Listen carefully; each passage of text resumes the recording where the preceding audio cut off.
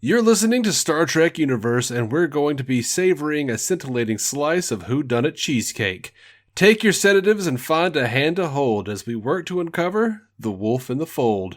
Right after these Rigelian knives slice through female flesh like hot butter.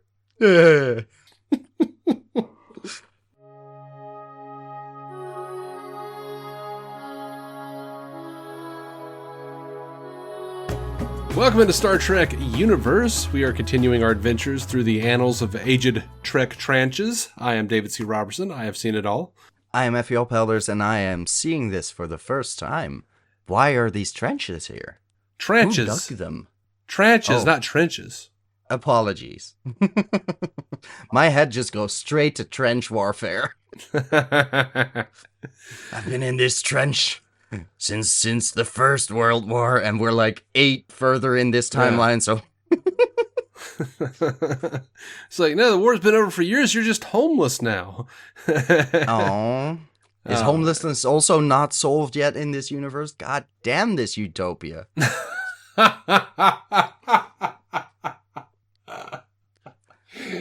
thought we don't do money anymore, but you can lose your fucking housing, bitch. Yeah. I thought we were talking about our time, not Star Trek time. Oh, no. Like I was still talking Star Trek time because of the extra couple world wars we haven't yet seen in this timeline. Gotcha. But, Gotcha. Sorry. The inadequate memory alpha synopsis. Scott is suspected of killing several women while on shore leave on Argelius 2. Or was it Argelius? I don't ever remember. However, a more sinister force may provide a connection between this murder and many previous around the galaxy, including a rampage on ancient Earth. It always has to come back to ancient Earth, huh? Yeah. Yeah. A lot happened there. Wonder why our history records are so good from that specific time. Yeah, I don't know. It's fascinating. Truly. How'd you find this one, man? High level thoughts.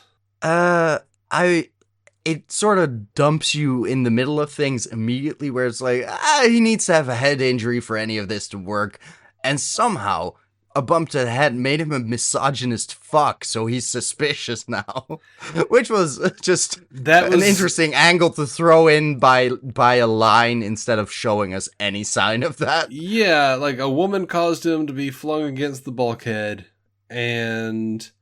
Right. So it's all women's fault, yeah. May or may not be a piece of shit. Right, I don't know.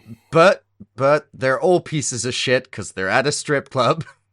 In a way, that's very much just it's weird, and I love that they like the 2 times when they're talking about going to another bar. Mm-hmm. It's like, oh, the women there, so and then they cut themselves off before saying something really fucked up. Well, but it's already implied. The best part is that Kurt goes, "I know a place across town." Where the women, and when he says the women, he puts his hands out. He puts his hands out like he's gonna honk their titties. Yeah, yes, the women. That's the shape of women. Just grabby. And McCoy's like, I know the place. Exactly. It's so god awful, but it is. I am happy in some ways that they just created an entire planet for a civilization of, well, horny people. It's just, no. We're so hedonistic here. Oh, yeah. That there's lots of prostitution, but also the women, they're into it, and that's weird because it's such a hedonistic society. Like, that first scene is wild, just in terms of exposition. It's like, oh, the women here are actually enjoying themselves? Do they have sexual agency? Well, they talk about how it's like a completely hedonistic society, and the law is love. There's no jealousy and all this other shit except for girl's angry ex, who is like the big red herring of the episode, who like storms out. But such a red herring. Yeah, but they tried. I also he's thought a red herring for the first couple scenes until the actual guy shows up and consistently makes himself very suspicious. Yeah. Which, by the way, that guy voiced Piglet, and he does not change his voice for... Get the fuck out. So like the I probably haven't seen that in its original version. I probably have seen the dubbed voice, but yeah, so that's like, funny. he doesn't change his voice. So everything you hear this guy being Jack the Ripper essentially yelling, "I'll kill you!" It just sounds like Piglet to me, and I'm just sitting there cracking up. That's great. That's good to know. Oh, I'm not sure, Pooh.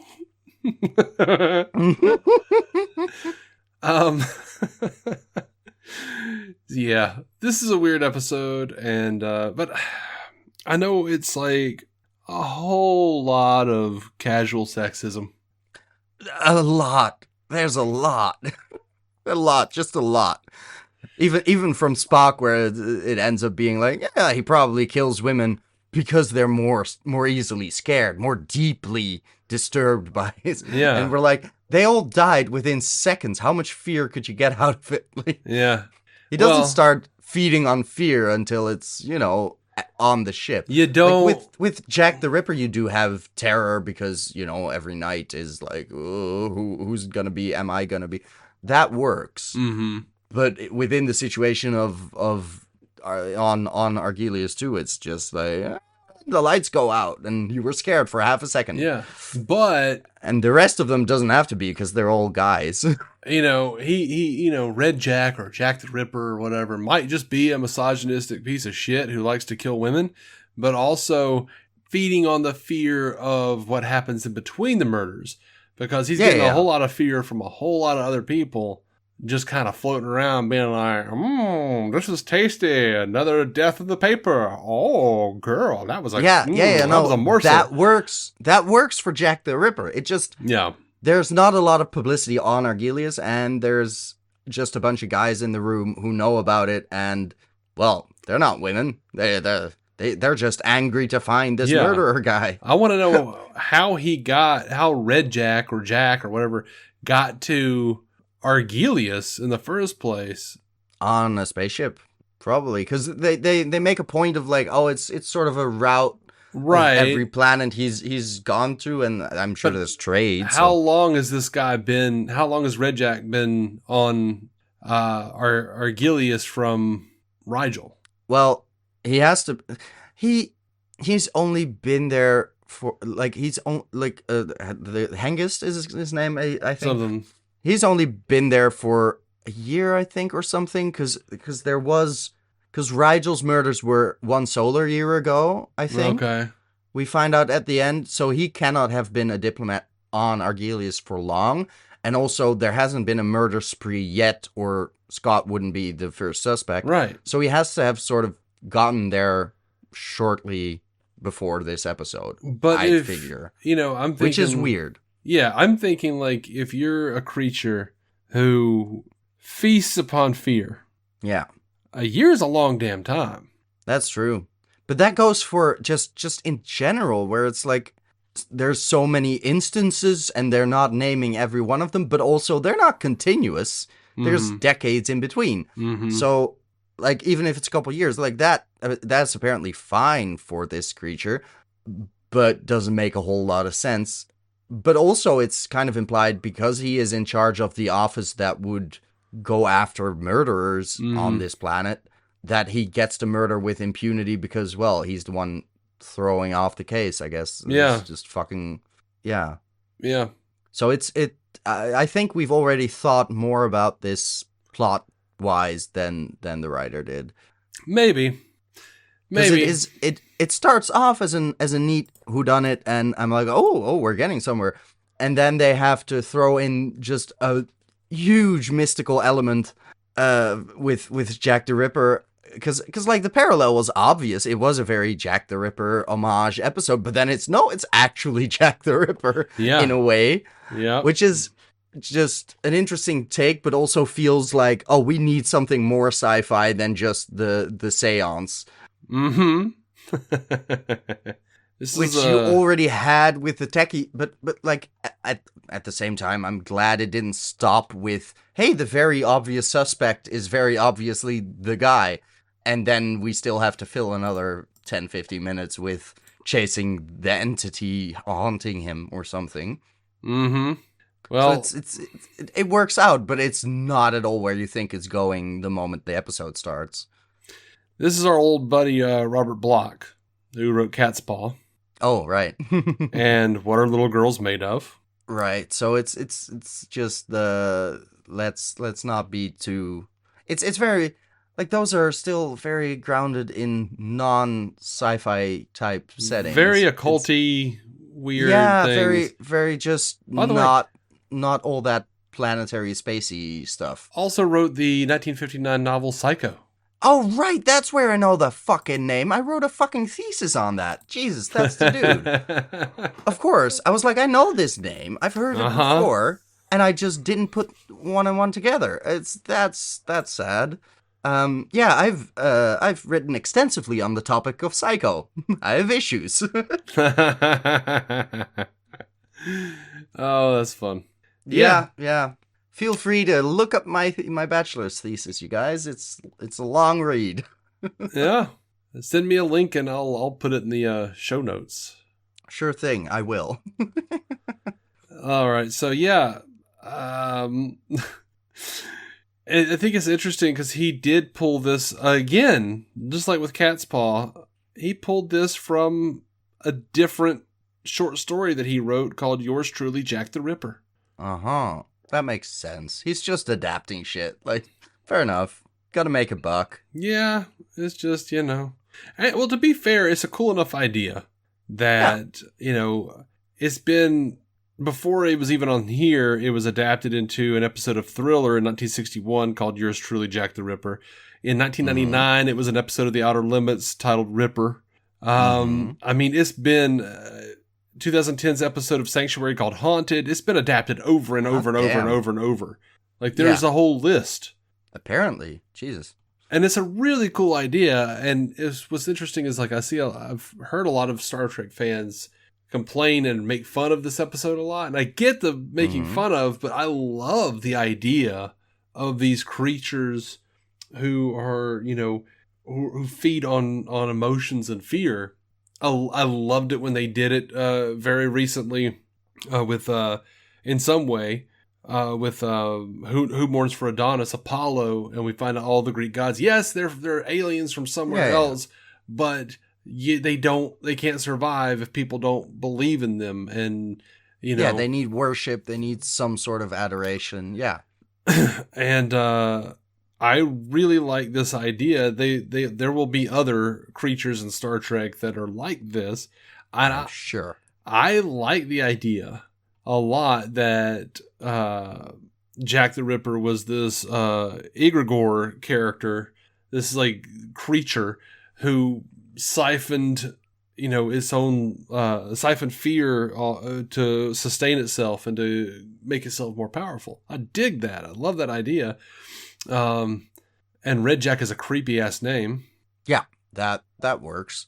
It's just also, I mean, it makes a line of all these instances of mass femicide throughout history, which is a fun idea, but also in a way limits it by going just, a lot of men are haunted and possessed by this creature, and there's also only one creature. There's not like, we don't know of an entire civilization of them, basically just spreading across the galaxy or anything. So it is, in a way, it sort of diminishes the reality of how many fucking men murder their wives and especially sex workers and stuff like that. So it's like, I don't want to think about that for too long, because I'll end up in a place where I'm like, oh, it's kind of a yucky idea too. But it is a cool concept to go, oh, there's a through line and everything's connected. Like having the red string up, that's fun. That's just enjoyable. It just sort of gets there in a weird way where it starts off very much as like, okay, who did do it? And we're looking for a person, and it's very clearly the man who doth protest too much, who we end up with. But I fully expected him to just also take the special seat with the lights and shit to interrogate him eventually, because it seems utterly dumb of everyone involved to be like, these are our two suspects, instead of, we're all suspects because it's everyone who was in the room. Yeah. And we haven't found our suspect yet who isn't lying. So, like, come on, who is lying and isn't telling the truth, I mean. So that feels like a failure of logic, because they're just going off on the tangent of, but what if it's a supernatural cause, instead of going, maybe we should first focus on who held the knife, you know? Well, I mean, there's a lot of eschewing of logic here, because, you know, even with McCoy saying, well, you know, a woman caused Scotty to have that brain injury, and he might be angry at women now. And then, okay, your only real suspect is Scotty. And Kirk is like, all right, you frail lady who just walked in, go do things in the back without any supervision with Scotty. And she's he gonna seems fine now. No, I'm not saying she's some frail lady. I'm saying the premise of the episode is that these are all frail ladies who are hysterical and and fear much more fearfully than any man could. So in this specific universe where the ladies are so hysterical and frail, I feel like Kirk maybe shouldn't go like, hey, go in the back room with Scotty there and you know, do whatever you got to do. Maybe make it somebody else or have like a couple of people involved, you know. But also they seem to suggest that it's impossible to sort of perceive the being, because there's the element of Scotty of Scotty like running into a sort of energy wall trying to get to the third victim, but then so he's also unable to see or remember anything from the moment of the murders from the other people. But is he, like, was he possessed in that moment, or was Hengist in the room in that moment and imperceptible? Then they don't get quite clear on that point, because it would work either way. Yeah. But in one case, Hengist has more agency, more fault to him, I guess. And in the other, it's truly oh no, the entity is the problem, and Hengist can go have a fun life again after this. Yeah, well, we don't know that it wasn't Hengist. It was, you know, because when he's talking over the intercoms, he's talking in Hengist's voice, but also the other voices, all these other voices. Yeah. Oh, and that was a lovely effect. Just the range of, we're going from every pitch and everything throughout the that was lovely. That sounded good. Mm-hmm. I enjoyed that. And then we saw him leave Hengist and go to somebody else, and then, you know, popping around. Yeah, exactly. But at the same time, does it even make sense then for Hengist to be so much of a pain in the ass trying to find out the truth to an extent? Because he's just drawing attention to himself, but he must be conscious of being possessed more so than, because he doesn't have the blackouts like Scott did. So there's just a little too many threads for me in that sense, because there's the head injury, there's the I cannot see what is happening when the entity is doing a thing, and also I can't come near because there's something in the way that is physical, but also needs to possess other beings to be physical. It's just, it just feels kind of sloppy. Just kind of like streamline this shit first. Yeah. And yet I want more. I want Redjac to come back. I mean, there's a lot more. Just you listed off a bunch of episodes with the same exact concept, apparently. So no, it's not. It's not exactly the same. It's not exactly the same. It's, you know. No. I don't know what the short story was, so I don't know how that was adapted into other things. But yeah, I mean, well, there are a lot of other adaptations of whatever that was called. I can't remember now that I've moved on from that. Yours truly, Jack the Ripper? Yes. Something like that. But like they have, Star Trek will revisit the idea of these beings that feed off of emotions and cause people to act irrationally, or, you know, something like there's a classic episode of the original series that we'll get to called Day of the Dove, where it's like, it just looks like a little swirly semen floating around and shining that makes people angry and they fight, you know? Fair enough. Because it's like, yes. You don't hear it. It just makes like a little. That's a mood. Yep. Yeah. Yep. You get like Wish it stuff were like a literal dove, but sure. But I like Star Trek stories that hint at stuff that is truly foreign to us. Yeah. Because I feel like Star Trek does a lot of, and I enjoy humanoids with butts on their heads, like talking about politics like anybody. Who doesn't? Who doesn't? I also like to have these concepts of like truly alien beings who you can't necessarily perceive that hint at it's something hard greater. to conceive of whatever the fuck is out there. Yeah. Yeah. That's always a good thing. Yeah. So I like a good a mixture of those things. And I feel like once TNG starts getting into it, there's less of that. There's a lot less of that kind of thing. It's a lot more of just like, here's a guy with a dick on his forehead, Fair enough. Here's a lady with vaginal lips going down her neck, and that's what we're going to talk about their livestock issues. Okay. You know how to sell me, man. So, looking forward to it. You know what? Really, they probably on the ratio what they replace the strange supernatural entities that you couldn't conceive of. What they replace it with is like the holodeck is broken episodes. We're stuck in the holodeck. Right. And the settings are on kill. Oh, no. So if the gangster comes in with their gun and shoots me, I'm dead. Oh, yeah. Okay. Yeah. No, go figure. But this one does have a nice contrast between the more occult side, like the cultural Argelian way of handling things, and the very technological shit of like, no, our lie detector has been perfected over the centuries. Yeah. Which is impressive. The psycho tricorder that we'll never hear of again. Yeah. Where it's like, it can just read your recent memory and like, okay, did we end up using it? But yeah, oh God. It's just like, well, why didn't we do this immediately? Also, why does it need privacy besides, easier murder risks for the plot to move along? But anyway, oh Lord. Oh, God. It's like, there is a second entrance, but we're not sure if the lock was picked. Who the fuck is to say? Yeah. Could be, could not be. I'm not a locksmith. Yeah. Oh, we should have gotten that one. I'm a doctor, not a locksmith. Well, you said I'm a doctor, not a mechanic in the previous episode. Yeah, I know.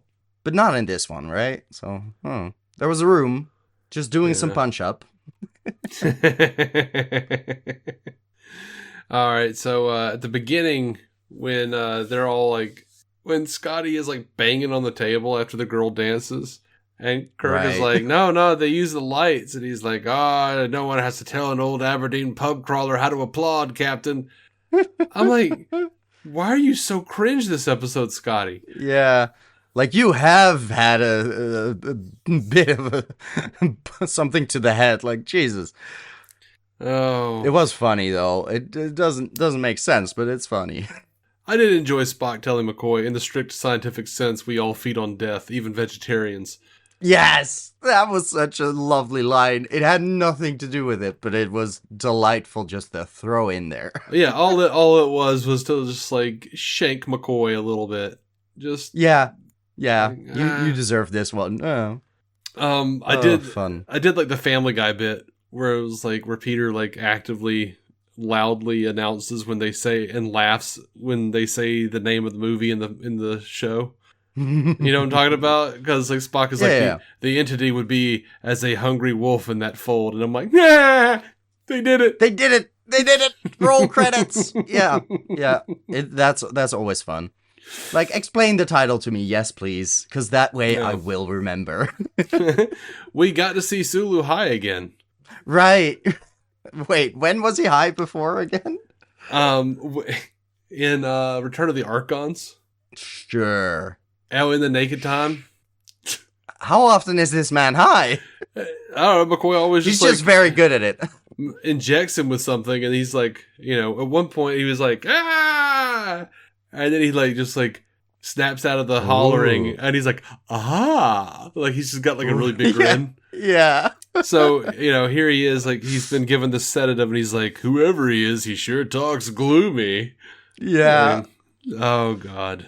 Oh, Sulu. It must be a good sedative. Like, oh. Oh, everybody was high as shit. And even though everybody's high as shit, Kirk is just like, y'all are still good, right? The women at this place. There he's got the titty hands again. We got to go back. Now that the Scott shit is cleared up. And Exactly. It's like, well, you can't go in but I might as well. Like, we're stuck here for another couple hours. Spock, do you, like, of all people, there's one option. And then he's like, I could go alone to a strip club, but that feels sad. Yeah, so that was probably weird. not. That was like, okay, if you just want to hang with your buddies, stay up here, If you want a bone, go down there. But yeah. Lordy Lord. What did you think of Spock basically taking down Redjac, whatever, how you say it? I believe they said it both ways on that episode. Red jackets, red coats, whatever the fuck. But he gave the computer a Class A compulsory directive to compute pi to the last digit. Yeah, of all the impossible things to actually go ahead and throw in. I mean, at least it's an understandable math equation, but they could have gone with one of those problems that, like there's millions of dollars still as a prize for people to solve the math problems that are too fucking hard for mortal beings. Mm-hmm. Like, you could have just picked one of them, presuming they were already, that prize money was already out there, but like some of them must have existed. Here's what I like about this. School children know what pi is. Everybody knows what pi is. Yeah. And it does the same function. Yeah. If you tell the computer, dude, put everything you've got, all of your energy into computing this to the last digit, it will never be done. No, exactly. It also shouldn't take that much computing power, but sure, it's a lot of work. It'll take a while. It's a nice way of keeping them busy. So it's fine. It's functional. Yeah. I knew too many classmates who were having competitions in high school just remembering the most digits, and my goodness, that was sad. Yeah. By definition, any of them I knew that was too many of them that I knew. Just the fact that there were two trying to outdo each other. Oh my God. Girls. Find a hobby. Yeah. Anyway. Robert Bloch, the writer of the teleplay, originally envisioned the Enterprise crew sipping drinks, which had several differently colored layers, much like a poussé café. I guess is how you say that. The imbiber's mood would change as he drank each layer. This was dropped as being too complicated and costly to realize just for a throwaway moment of humor. According to David Gerald in his book about the making of The Trouble with Tribbles, network censors were concerned that it would appear that the crew was engaging in drug use. They're engaging in drug use later in the episode. I know. Producer Gene Kuhn told the censors that they were, quote, full of horse shit. But the drinks were excised anyway. Oh, well. Dang it. The seance scene, which ends in darkness and a murder, is very similar to a scene in Robert Bloch's classic short story, Yours Truly, Jack the Ripper, before serving as the basis for this episode. And yeah, okay, that's that trivia where it just goes into all the different things that is yeah. But yeah, that seance scene though, lot of occult stuff. Robert Bloch really dug the occult shit. Apparently, he also dug a lot of Ed Gein to write Psycho, so he took some inspiration from the weird times we had back then. Some shit happened down on ancient Earth, and he enjoyed that apparently. Yeah. According to Tanya Lamani, the makeup for Kara, that's the dancer, was initially much more elaborate. Lamani, yeah, I was. As soon as we opened on a belly dancer, I was like, I am sort of disappointed she isn't green. Yeah. Well, Lamani recalled, they sent me to the makeup department because they wanted to do something extravagant with my look. The first day they put feathers of different colors all over my face, on my eyelashes, my eyelids, my nose. Then they took me to the director, Joe Pevney, and he said, no, less. The makeup people kept trying to match his vision for 4 days with less and less feathers and fewer colors each time, but Joe kept saying no. Finally, on the 5th day, I just came in with no makeup, and he said, that's it. That's what I want to see. Her face. Why are you like this? Oh my God. Great. He was like, yeah, we wanted to do something extravagant. And then he kept going, no, less. Okay, naked woman. That's exactly it. My vision for this strip club is have a stripper. Jesus. By the way, she did her own choreography for the scene, but the censors made them cover her belly button with a jeweled flower. Fuck off. We can't look at a belly button now. That's too suggestive. Yeah. What's next? Seeing her ankles? My goodness. Yeah. I think there was a later Roddenberry. I've heard that there was a later Roddenberry pilot or something. There's a woman that had 2 belly buttons, and Roddenberry said it was because the studio owed him one. That's fun. That's good. Well played.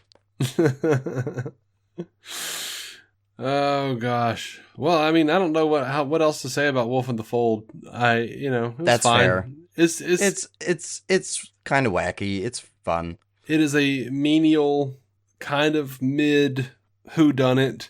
Because it sort of it abandons the who-dunnit at some point. That's sort of the weird thing. Yeah. Where it feels like different halves of episodes. It does. Yeah. I mean, it's a bit of a disconnect. Yeah.